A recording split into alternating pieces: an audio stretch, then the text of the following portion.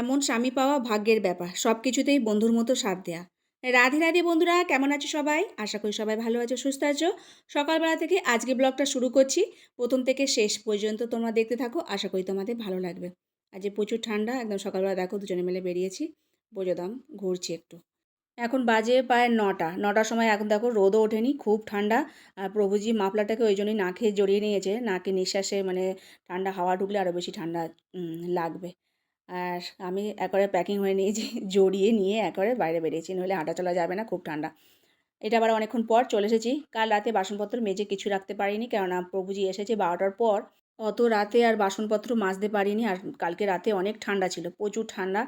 আর বাসন মাজার মতো ক্ষমতাও ছিল না। তো এখন এই বাসনগুলো মেজে নিয়েছি, তাও হাতে কভার পরে, এত ঠান্ডা। আর কলটা ঠিক করলো, আবার সেই কলটা আগের মতোই হয়ে গেছে, জল একদম সরু হয়ে পড়ছে, কোনো সময় তো একদমই পড়ছে না, কী হয়েছে কে জানে। এখানে